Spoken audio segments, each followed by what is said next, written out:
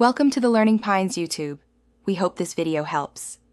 You begin by verifying the essentials.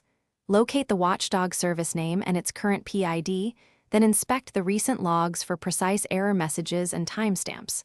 Once done, open the watchdog configuration and make a safe backup. Incorrect changes will prevent startup. Next, validate syntax. Small typos break parsing. While you act, keep a terminal or admin console open so you can attempt immediate restarts and watch live output. These steps narrow the root cause quickly, so you know what to fix next.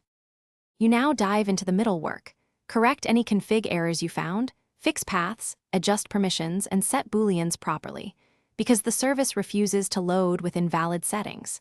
Then, make sure dependencies run first. Start database, network, or other required services in the proper sequence so Watchdog has required resources.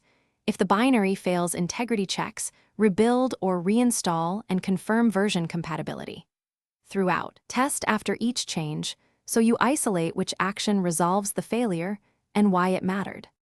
You finish by restarting Watchdog with the correct privileges and immediately watching live logs for successful initialization lines.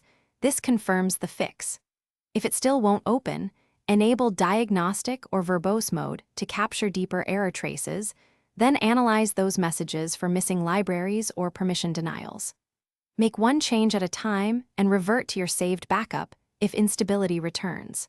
That incremental approach makes the fault obvious, and it prevents cascading failures while you zero in on the one true fix. Thanks for watching. Consider subscribing if we helped you.